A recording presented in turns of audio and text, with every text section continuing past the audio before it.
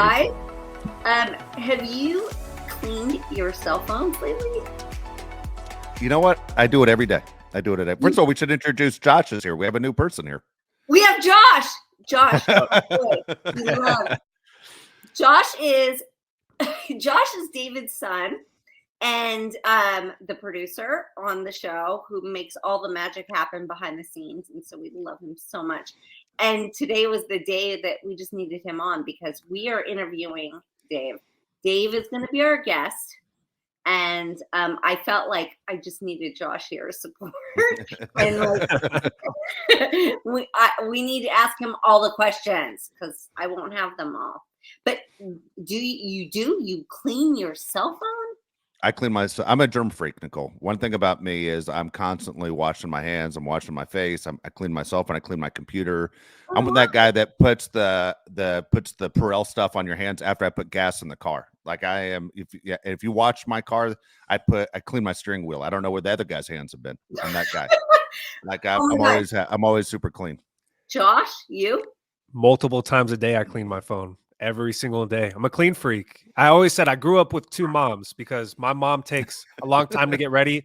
My dad takes even longer to get ready. So my dad's a clean freak, and so am I. I was raised in the household where everything is always spotless. It's one of my favorite things about me, actually, is that I'm very clean.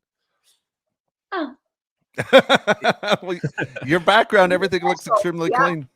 Everything looks clean. You know what? I am clean. My house is clean. Everything is clean. But I forgot about my phone. I just forgot about the phone. I honestly, truly forgot about the phone. So I threw my phone case away yesterday. I pulled it off. I saw the story on the news and I was like, oh. So I pulled the phone case off, threw it away, wiped down the phone. But anyway. No, it's just the way we are. I think I raised a kid with OCD is what I did. Yes. Yeah, for sure.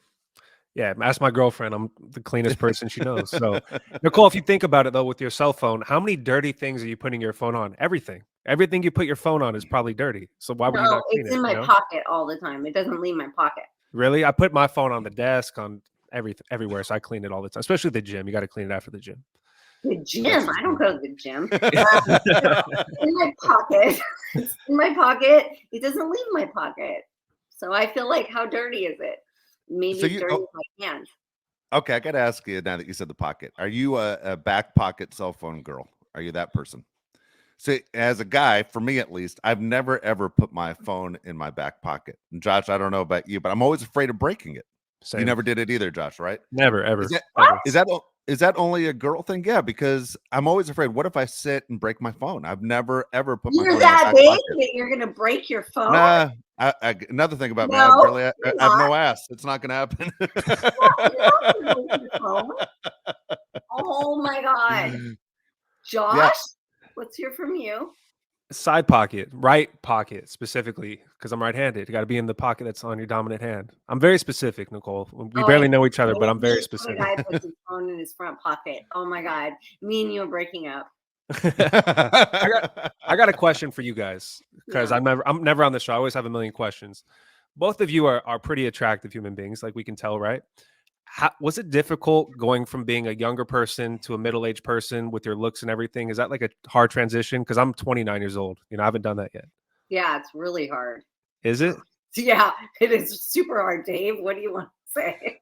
Well, no, I think Nicole looks great. I mean, hell, it's funny. I've watched Nicole grow up, so I've never, I mean, I know what she looked like when she probably thought she looked her best, and I see her now, and I think she looks fantastic. I think many of the people that listen and watch the show would say the same thing, how great Nicole looks. So she's in a different situation than me. He's not asking how great I look. He's asking how you feel about like aging. Here's the difference is you obviously get compared to you at your best every single day. I mean, there are people that probably Google you just to say, how is she holding up? I hate to say it. I do it to celebrities all the time. For me, though, I think people always say to me, man, you've aged extremely well. And I think the reason is I'm not a big drinker. I'm not a big smoker, the whole deal. So, I'm 52. Josh is 29 right now. So I was 22 when I had Josh. And but as far as aging, I'm fearful of aging and wrinkles and the whole deal that comes with it. I don't want to be that guy that goes, man, that guy really hit the wall bad. I don't want to be that guy. I do have an ego. I'm not going to lie when it comes to that. I'm afraid of aging. Okay, so Josh, I look at myself like in the weirdest, worst light. Why? Like I'm purpose? in reality with myself, right? And I look at it and I'm like, oh my God, this is where we are. This is where we're at. And I'm not mad at it because this body took me through a lot. Like we traveled a long road and it helped me up. And so I'm feeling like I appreciate it. So I'm not mad at it. It's aged. It's definitely it's a different vessel than I was used to, but I love it and I appreciate it. And I hope you do too. Yeah. So no, well, I don't eat terribly. I mean, there are times where I'll sit there and I'll say to Josh, let's go get a Tommy's Chili Burger. It's my favorite place to go with Josh, Oh, you know. me too. What You Tommy's know? is your favorite? Oh, it's mine too. Yeah. Tommy's like literally if I was on death row and you had one last meal, it's Tommy's. Yeah. You But know? I want the entire jug of the chili with the tomato on top. Yeah. And the cheese. I don't forget the burger. Just give me the entire jug of chili. Yeah. That's that. Josh and I are in the same Yeah. boat. That's our thing. It's Tommy's is our thing. And so and it's funny. I introduced it to him. Thank goodness that he loves it too. But I don't eat terribly overall. I don't drink a ton. I'm not a smoker. I'm not that guy that does all the things they say that are bad for you. I mean, I drink, but I don't drink by myself, kind of a deal. You know what I mean? I'm not going to sit at home and drink. But if friends come over, yeah, of course I'll drink with them. But I'm just never been that person. I don't have a lot of bad habits with that. I work out all the time. Do you do heroin by yourself? No. Don't. All my spoons don't have burn marks on them. They're all good. Spoons are good. None of them are bent weird. No, everything's good. There's nothing like that. And so but yeah, wasn't ever really big into drugs. I was always afraid something bad would happen to me. So that's why I never did it. As I'm a huge sports fan, obviously. And when I was a kid, there was a guy named Lynn Bias who died, who was the second overall pick in the NBA draft. The guy had a great body, and they said he was the next Michael Jordan. And 2 days after being drafted by the Boston Celtics, he did cocaine and died on the spot. And that scared the shit out of me. That's not real. That's not real. You don't do cocaine and then die. That's not a thing. Bullshit. That guy, they said did, and I was like, well, that guy looks like that and died. I have no chance. That's all I kept thinking was that guy's in better shape than me. That's not real.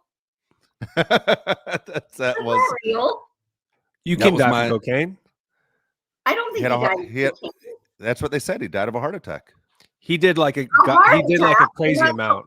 Yeah, he did like a crazy amount that would kill him, like in a Pulp Fiction. The reason I asked though about aging is because like I said, I'm 29, so I'm not like middle age yet. But I see two sides. I see people like yourselves that look great, and then I see people that kind of give up, and it's their decision. But I'm always interested in why people decide to go one way or the other. Why do you let all the gray come out if that's what you want, or why do you try to keep yourself in shape? What's the motivation behind that? Obviously, Nicole, you're famous, so you want to look good all the time. People are looking at you more than most people. But I'm just something I've always been curious about, why people take care of themselves or why they don't. Well, that's a really great question. And I think that it's not necessarily like something that you choose. I think when you're happy on the inside, it shows and it glows on the outside. I was really unhappy a few years ago because I was coming forth with like some stuff and some stress and things I had to deal with. And I felt like my body was holding on to stuff. Like it was holding on to weight, was holding on to stress. It was holding on to like sadness, and it showed on my outer body. And I think that since I let all of that go and I've been doing the work that I'm supposed to be doing, I feel like that shows on the outer body. I don't know. And I just hate it because I'm the same person the whole time, right? I'm the same person. So you can look at me a few years ago and I was sad and I was frustrated and I was like not healthy, and you can see it. And now today, like, I don't know. I just feel like a happiness, Josh.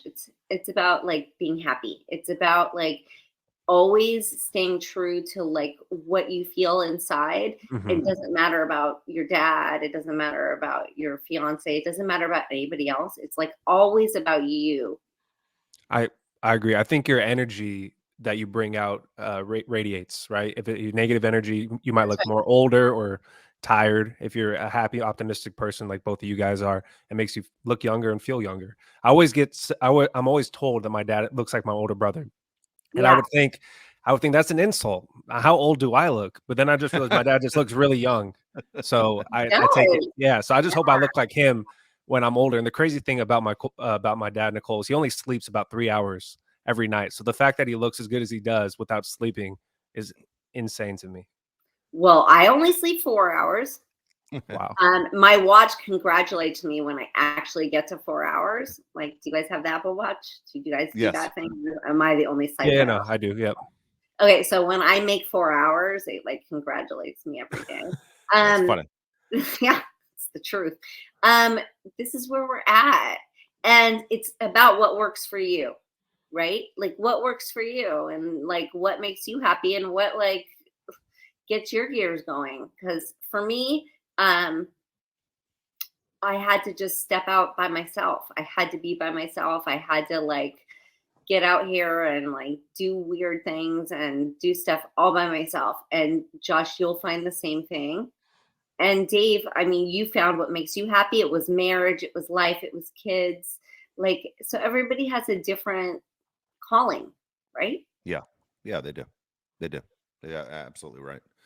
Absolutely right. No, it's yeah, Josh is doing great. Josh is the thing I'm most proud of in my entire life is my son and our relationship that we have. When growing up, I was just real quick, just a little quick background on me. Born in Los Angeles, but my parents who lived in Beverly Hills for 35 years, one day got in the car and they drove to Nashville, Tennessee. It was the Beverly Hillbillies in reverse, and they drove cross country. And I lived there for 9 years, and I have an older sister, and she's great, and my mom's great, and my dad was one of those guys that grew up with the attitude that a dad works and he provides.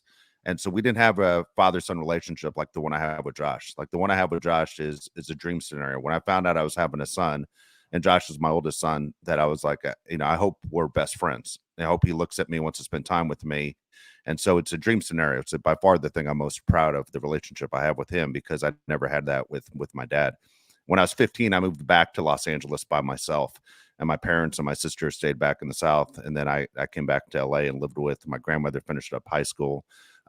Just jumping real fast through, went to San Diego State, met my wife freshman year, was engaged at 19, married at 21, had Josh at 22. So things are going, kind of pretty fast.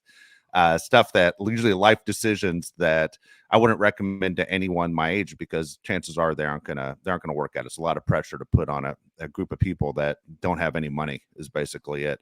And I always wanted to be a pro athlete, Nicole. And when I realized that wasn't going to happen, I got into sports broadcasting, because that way I was still close to the games. And worked for ESPN for 30 years, and my favorite job was I got to cover the Lakers, my dream team, for 10 years through the Kobe Shaq years, and had a great time doing that. Didn't pay very well, but at the same time I was hanging out with the Lakers. I couldn't believe it. Number one, I couldn't afford a ticket to the game. Two is I was going to the games for free, and then going there early and talking to those guys and staying late and talking to those guys and meeting other players like Michael Jordan and hanging out with all those people. So Well, it wait a minute. was So wait a interesting. minute. Let's talk about something, because Yeah. let's talk about because Josh isn't your only kid. Yes. We'll get to Jake. We'll get to Jake. I'll get to Jake in just a little bit. But Oh, you so were. my dream in my career was to host a talk show. And at 27 years old, I was given a talk show with my buddy Jeff, and we were working CBS radio. And it was a station called KFMB, which is a big station in San Diego in a major market. And people kept saying, this doesn't happen to people your age. You have to be much older.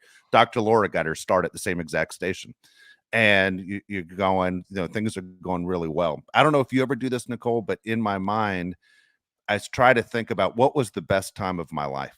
And I remember catching myself between 27 and 32 going, right now is the best it could be, because We had Josh, Jake was on the way, and then I had Jake at 27 years old, and everything's perfect. I had 2 sons, and I was always afraid of having a daughter because I knew I'd be too protective of her. And not saying I wouldn't raise a strong woman, but I'd be so afraid of somebody hurting my daughter that I think I'd probably end up in jail. Be honest with you.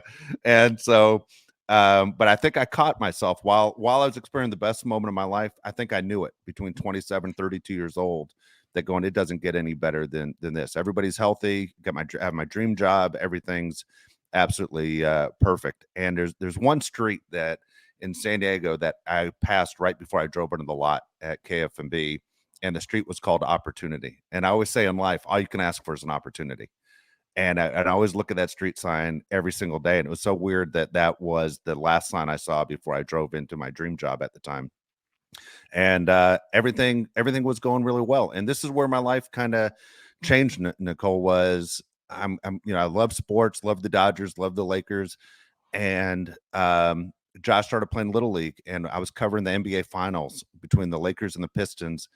And I was like, I don't want to be here. I want to be, my son has a baseball game right now. I want to be at his game. And I started to realize, Kobe and Shaq aren't family. Josh is family. I want to see him grow and realize his dreams, and I want to be part of it. And it changed from there. I stopped covering the NBA, and I stopped doing all that stuff to be around him more and just be the best dad I could be, because I thought I missed out on having the dad that I always wanted. I wanted to be the perfect dad. And that's what I still take the most pride in. Am I a good dad? That's what I want to be more than anything. It doesn't come down to money or anything else. Thank you. It doesn't come down to money or anything else. I mean, Josh should answer that, not me. I mean, yeah, he's the best. He's the best dad that anybody could ask for. He's the dad to a lot of kids that don't have great dads. You know, he coaches, and he's going to get into all that, but he coaches a lot of kids who don't have father figures. And there's a guy that I'm friends with that asked to be a part of our family legally, wanted to be part of our family because he looked at my dad in such a sense. But yeah, my dad's the best. I mean, I couldn't ask for a better dad. And we do have those situations, and it's sad when kids feel like they need a dad like that. And so, this kid that Josh was talking about, he used to ask us every year on Christmas, would say, what do you want for Christmas, Julian? And he would say, I want you to adopt me. That's what I want. And every year he'd ask for the same thing. That's fucking crazy. My daughter said to me the other day, she just because we don't talk about it a lot, because I feel like I do a really good job as a mom and filling in the that outer space. And somebody said something about a dad, and then she goes, well, I've never even met mine. And I just break your heart. Fuck yeah, it breaks my heart. Yeah, it breaks my heart, and it makes me want to fucking break his balls. Yeah. And and then I sit there and I go, but look how strong we are. Like, look how good we are. Like, look how fine we are. Yeah, it's true.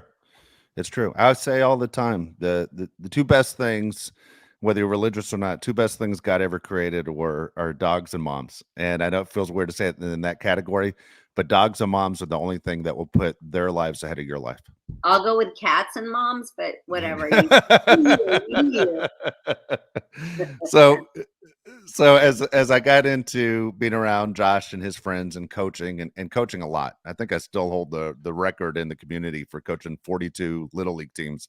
And, I'm a high school baseball coach now, and travel ball and all that stuff that got into sports. And Josh was a basketball, football, baseball player. And I was lucky. People always go, man, your team's always finished in first place. It helped out a lot. I'll be honest with you, that my kids were two of the best players in those sports. So, we won a lot of games because my kids were extremely talented. But the kid we were talking about that asked to be adopted by us, who, didn't have a dad in his life, by the way, he's a professional baseball player for Cleveland now. He made it.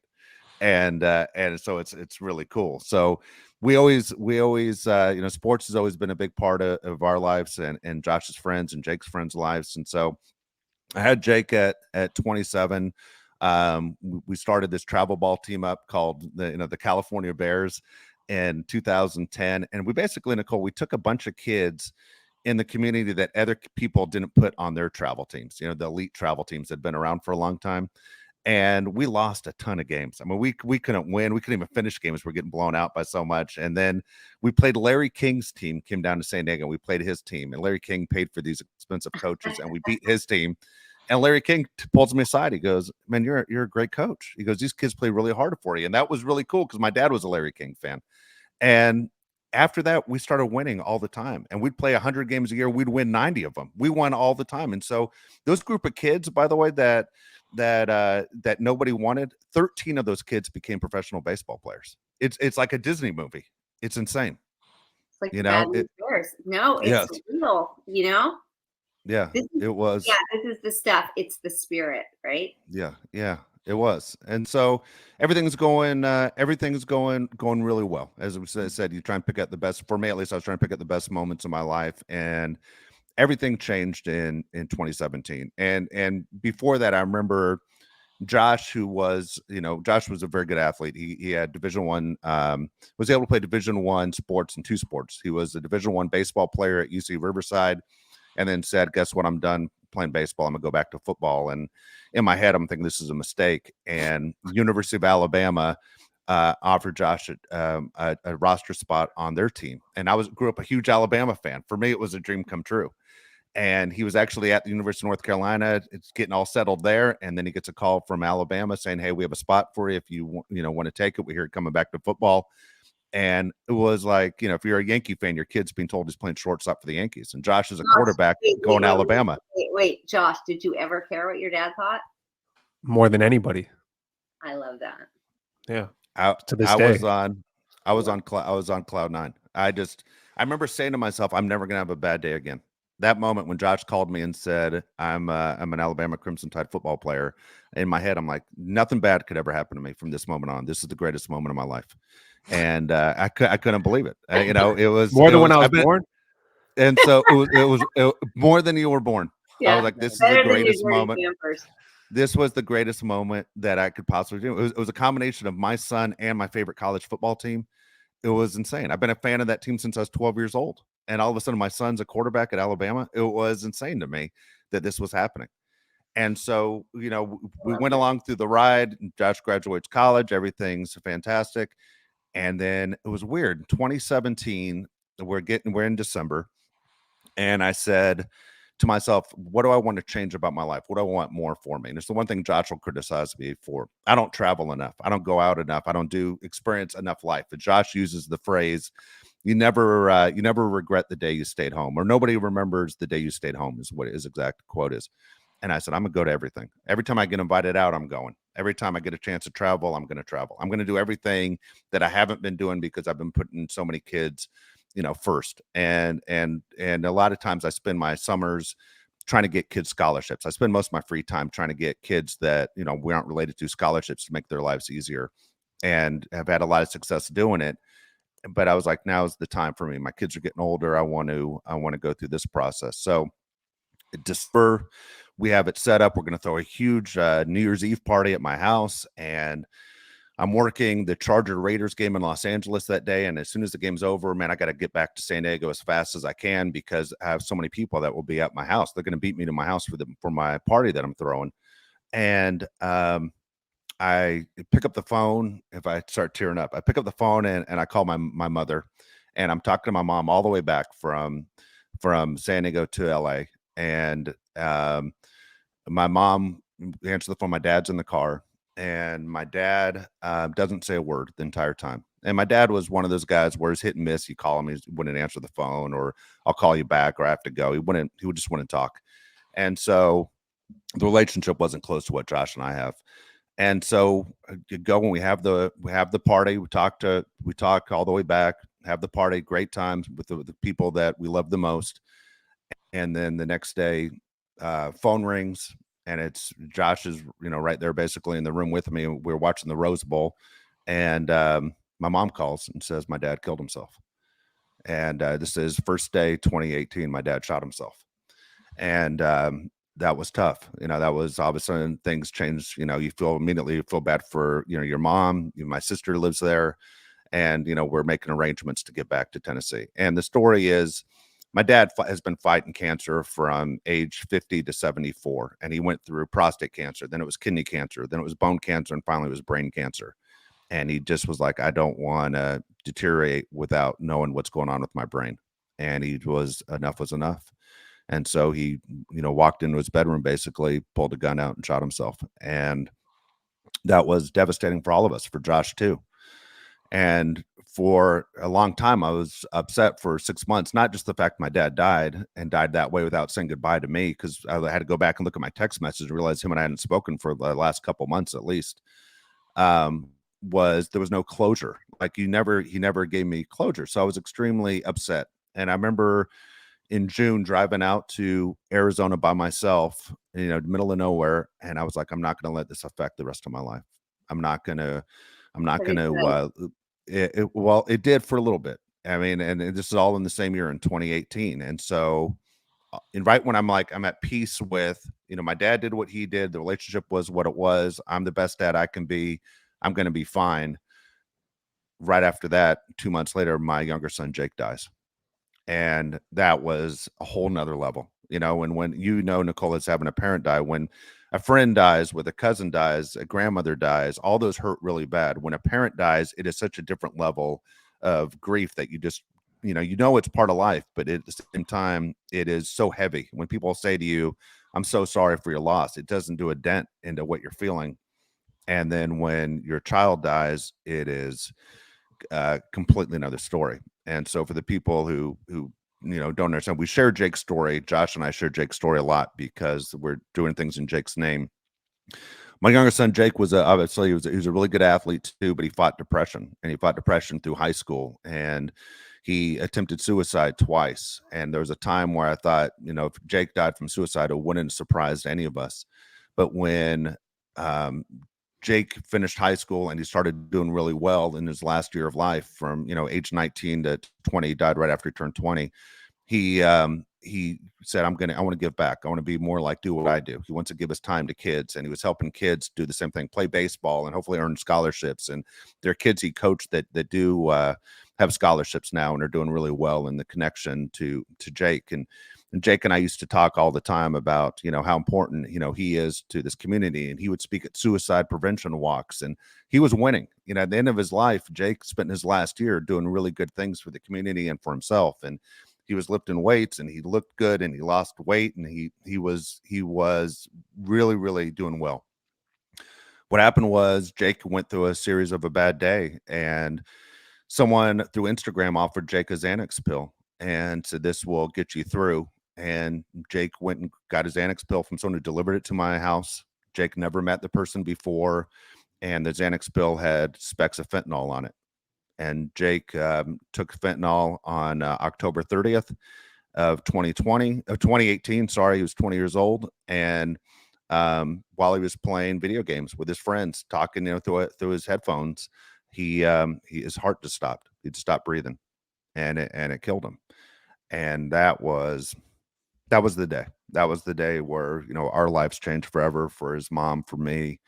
That's where, nothing ever, I think, will bounce back from there. You look for the things that are the positives, and yeah, you win certain days, but Nicole, it's the first thing you think about every time your alarm goes off or you wake up in the morning. It's the last thing you think about. It's my, I sleep, 4 hours a night or 3 hours a night because I just can't sleep. I walk the house all the time. It's just one of those things you can't turn your head off, and you break out crying every day, every single day. Just, you never come close to getting over it. Losing a child has been absolutely terrible. You reached out to me actually through social media when it happened. And I think that's when, our friendship, became different, not just someone that you knew or someone that's been a guest on my show before, but you reaching out meant a lot to me. I'll never forget it. And so I know you said to me, I don't know what to say, but the fact that you cared enough to even take time to reach out to me meant a lot. Kind of like what Jeremy Jackson said, you made a difference, and it made a difference to me. The people that reached out to me made a difference. The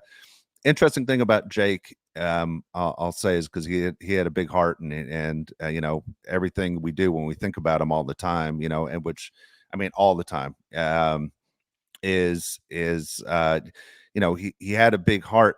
But Jake and I always thought, Jake always told me, he goes, Dad, nobody cares about me. I could die tomorrow and nobody would care.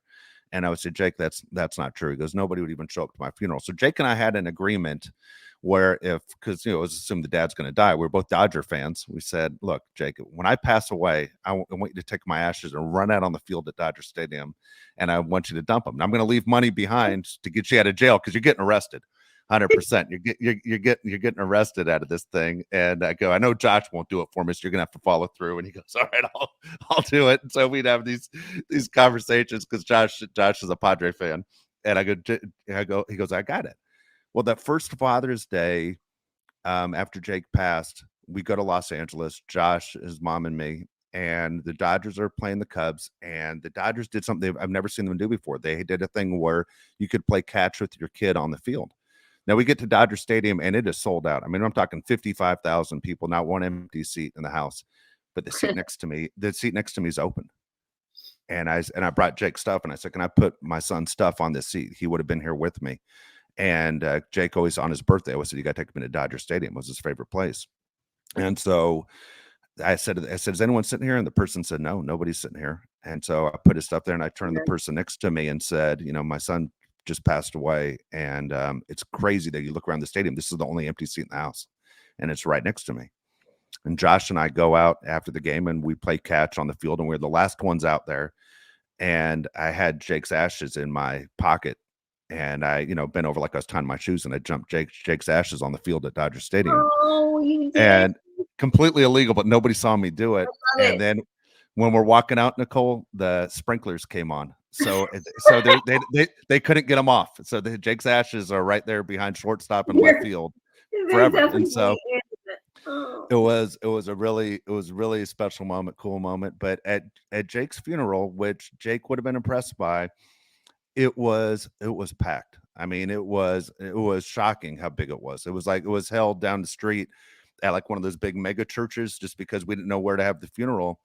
And guess what? There are people there from the Dodgers. There are people there from the Padres. Alabama sent a bunch of stuff. And the celebrities that showed up and the people that showed up and all the kids wearing their California Bears jerseys in the crowd, these little kids that Jake coached, was amazing. The turnout, Jake would have been completely shocked by what happened.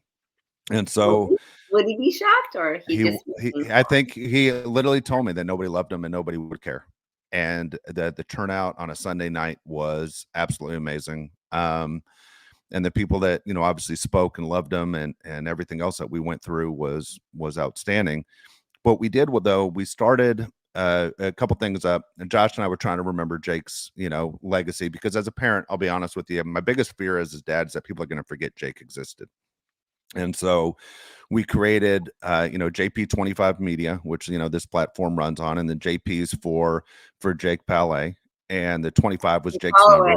Everybody follow it, please. I appreciate it. Already follow it. Yeah. And we do, Jake wore 25 because Josh was his hero. I might have been his dad, but his older brother was his hero. And he wore 25 because Josh wore 25.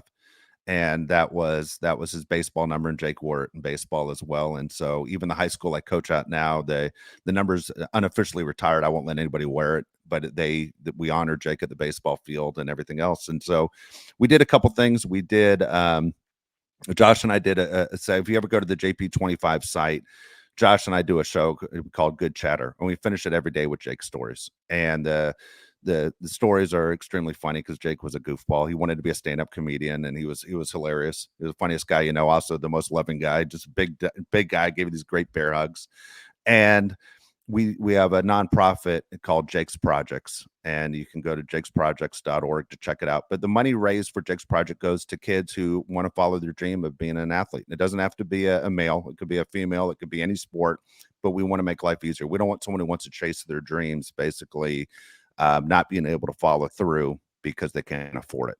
And so the money raised for Jake's Projects in his name is right there. So it's been a lot. It's been a hard 5-6 years, 5 years, I guess, since he passed, coming up in October. And in 5 years. I I will say something to you.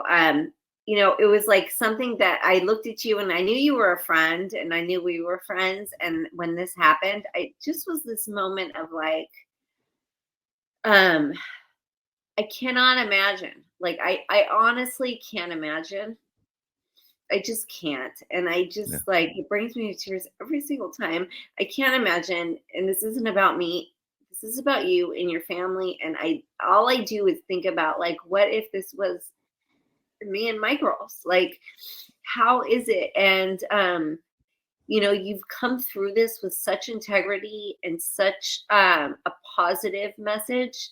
And you've been so like productive and it's honorable.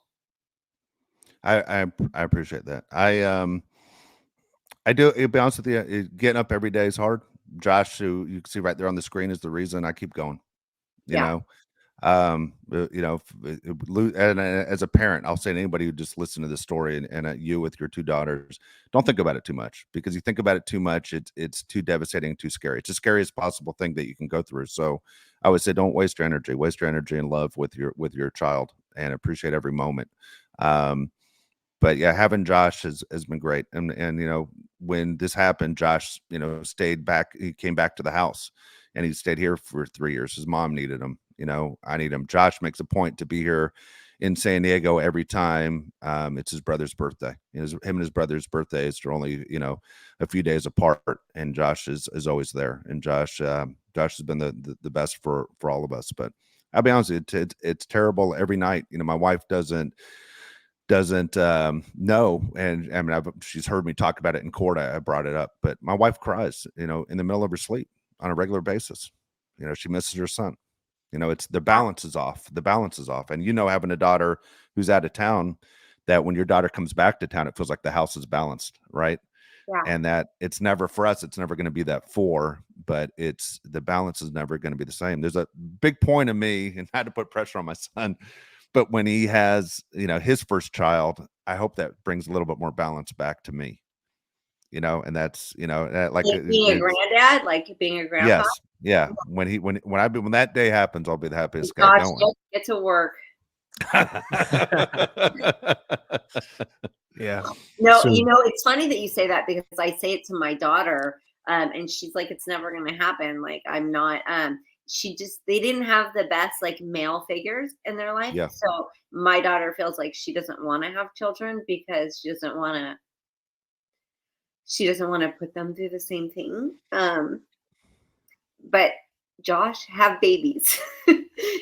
Josh, do everybody a favor. Do your mom a favor. Have babies. I will. A couple years, you'll see that. I just want to say a couple things about what my dad just said. I can't even imagine how tough it's been for him. But for my mom, I mean, it's something you never want to see as a son. I mean, it's the toughest thing. I mean, I saw my brother's body, when he passed, and it's something I think about time to time, and I try not to think about it, but also don't live scared. Like my dad said, you can't walk out of your house thinking something bad's going to happen. So you should be positive no matter what, and just love others. If somebody's going through struggles like my brother went through, be a sounding board for them. Sometimes they don't need to be told what to do. You just need to listen to what they have to say. And I think a lot of people, we all struggle on different levels, but just be there to listen to somebody. And we listened to my brother, and we try to help him in every way we could. But, God had other plans. Just make sure you're there for the people that hurt. That's what I have to say. Yeah, And that's everything. That's everything right there. Yeah, you never know what people are going through. Even the people that lash out on social media who aren't always kind, I find a lot of times those are the ones who write me privately who are going through it the worst. It's weird. It's a weird human behavior. It's very strange. Conversation. I think we had a weird conversation where a woman who was like dying of cancer and was dying on her deathbed, and she still hate tweeting me and still hate messaging me and saying really horrible things to me. And I was like, oh my God, like, isn't there something more? There's got to be something more for you. And there wasn't for her. Like, her hate for me took over everything. And it made me realize, like, oh my God, like, this is a real thing. It's a real thing. I mean, you got to think, you can't think everyone has the same sense that you have, you know what I mean? and you might have a good heart and they don't. And some people just want to, go out angry, but it's very strange. But when you see some of the people that have been at least, gone after me, and then they write me privately, two different people going, why do you behave the way you are? Why do you come off as a jerk? Is that just the way you get through every single day of just trying to hurt other people? It's very, very strange. It is very strange. I had a man say something horrible and nasty to me online, and then he goes, well, I just wanted to see if you would react, like if you would respond to me. And I was like, and I did. And here we are. And it's like poison feeding poison. Like, what did we just do here? Why didn't you just say hi? Why didn't you just be kind? Exactly. But yeah, this is how life goes, I guess. It's funny. James Corden said something when he retired last week. He was on with Howard Stern, actually, and he said it was a friend of his that said it to him, and I was just thinking, Josh was always a focused kid. I see your youngest daughter, who just has incredible energy. You go and I wish I had the energy she had. She's your daughter, and the way you photograph her, the videos you make of your daughter always seem like she's living her best life. Yes. And not everybody is able to do it. Not everyone's able to do it. But the line James Corden used was, he goes, if you're lucky enough to be born into a loving family, loving parents, loving relatives, and you have that till age 5, and he goes, then you go to school, and he goes, then school sucks the shit out of you for 18 years, and he goes, it's or 12 years to your age 18, and he goes, then you spend the next 20 years of your life trying to prove all those people wrong that put all that on you and told you were worthless and made fun of you and goofed on you. And he goes, after 20 years, you realize every day you're just getting older and you're aging and your body's breaking down. It was so depressing the way he said it, that only the first 5 years of life are the good years. And then after that, it's extremely tough. But when I see a kid, and I spent a ton of time with kids, if I had to do my whole career all over again, Nicole, I would have been a teacher. I would have been around kids more often to see if I could make more of a difference. That's what I would have done. But for like your child, who's almost a teenager, and you go, she literally yells at me from the shower last night, Mom, I think I need to shave my legs. And I'm like, well, this is like the beginning to an end. Okay, this is the beginning to an end of a horrible story. You're gonna hate it. And sure enough, I give her the razor. I give her like the good one. I give her the razor, and she shaves it. And today she's like, I think it already grew back. I told you. Yeah. This is life. So it's a great age, as long as you basically keep the poison away. And that's it. You got it. As a parent, you're doing the best you can to keep the poison away. Make sure they're happy and healthy is the only thing that matters, Nicole. Yes. Is it? I mean, yeah, it is. I mean, that's it. What's your mindset, and do you let little things beat you down, and can you recover? And that's always the problem, is when we all have friends that can't recover, that fall into corners that they just can't get out of. Yeah. And so, yeah, it's extremely tough. I mean, if you have your health and your happiness, you're good to go. What's the saying as a parent, Nicole, that you're only as happy as your most unhappy child? Right? I don't know. Is that a thing? Okay. I don't know. Is it for you? Let me ask you. I mean, can you have a good day if your child's having a bad day? No. Exactly. No. Yeah. No, but then again, like sometimes my kids don't even like care about my day. No. Well, they aren't going to care about your day. You're going to care about their days. That's the maturity age. Deeply. Yes. And that's so here we are. I'm so glad everybody got to get to know you, that doesn't already know about you, on this podcast, and your story, and like what a beautiful journey, and like what a painful, beautiful journey. So everybody definitely subscribe to the JP. I appreciate it. It's jakesprojects.org is the charity, it's the nonprofit, and then JP Media 25. JP 25 Media. Sorry, JP 25 Media. At least I get it right. Sorry, my head's when I said it. I don't feel so bad. You didn't even have it right. I looked at Josh like that didn't sound right at all. No, hit it up, and let's come together as parents. I appreciate that. I appreciate that very much. Nicole, do you want some questions to enlighten things up a little bit? You want to pass today? Um, A yeah, little let's too heavy of a show? Okay, we'll pass. A little bit heavy today. yeah. It's a little bit Sure. heavy, but It is heavy. Today is heavy in so many ways that I can't even start. It's so heavy. So let's leave it. And let's everybody have a great weekend if we can try to have a good weekend. we'll have a good weekend. Dodgers are in town where I'm at in San Diego. For us, for me, it's a big deal. Josh again is a San Diego fan. I'm an LA fan, and I don't know what it is, Nicole, but these people in San Diego, the Padre fans, don't seem to like me very much. I can't figure They it don't out. like you very But- much. They don't like I'm you? not. Josh is shaking his head. So here's the deal: that guy who just tried to get a reaction out of you, Nicole. That's kind of what I do on Twitter to the Padre fans. So Oh, you're that guy? I'm that guy, and today I'm front row behind home plate, so you're going to see me right there on TV, and so the people get really upset that I'm wearing my Dodger gear on camera for this game, and How did you never ever meet behind home plate on Dodger Field? I have You're always there. you're always there. I love No, it. I never get Yeah, there there are a for lot. Dodger Stadium.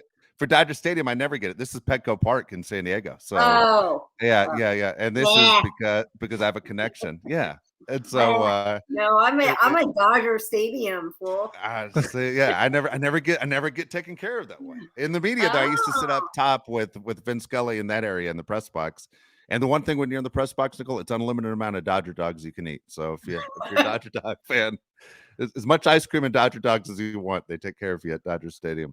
So it's unusual. Here's by the way, before we go, Nicole, since you let me kind of talk a little bit about me, the most unusual thing about me, Nicole, is two things. One is I've met everybody in my life that I've ever wanted to meet, which is very strange. That I've met every celebrity I've ever wanted to meet. You have? I don't know how. Yeah, I don't know how that's ever happened, but that's happened. And the other thing is, I've been on 3 reality TV shows. What? That's weird. Where are they? Okay, I was on the TV show Blind Date. Do you remember that show, Blind Date? Of course. What Okay. did you do? You went on a blind date? No, I didn't. The date they wrote it out. The producers wrote it out where the people dating had to go on my radio show. That was one of the. Remember, they used to do 3 things, and they were filming in San Diego, and they had to come on my radio show. I was on the TV show Bar Rescue. As I was the guy that was Mike. Bar Rescue is like one of my all-time favorite. You gotta look. You gotta look for me when they're down in San Diego. And I had the mic on, and so I was playing a customer, but I had a mic on, and the bartenders didn't know I was mic'd up. You better send And me.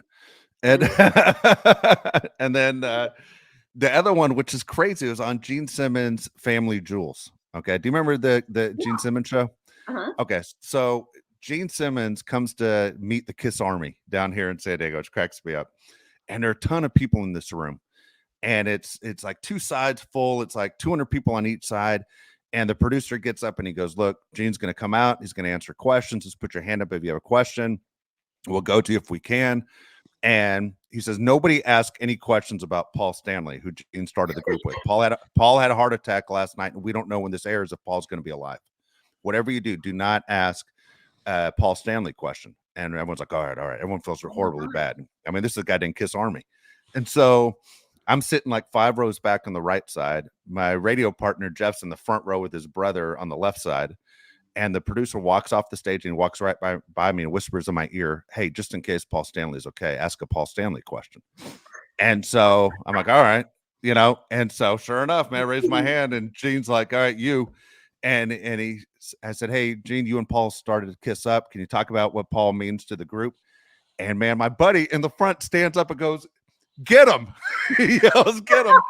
And the whole room stood up and chased me to my car. Like I'm running to my car, trying to get my keys out of my front pocket and jump in. It was ridiculous. Like 200 people trying to kick the shit out of me. You punk. Oh my God. Yeah, it was the biggest setup of all time. It was terrible. And but that was the 3 times I've been on reality TV. So it's a weird life. We love you. And here I am sitting with you. It's crazy. This is why we love you. Yeah. Oh my God. Oh my gosh. Nicole, thank you very much. I appreciate you let me talk a little bit. And it was great seeing Josh. There you go. Thanks for letting me on. Appreciate that. Josh is our MVP. Thank you. It's very nice. I mean, That's awesome. you are. Appreciate it. No lies. Where's the lie? All right. I love you guys. Love you too. Love you too. Bye, Nicole. See you next week.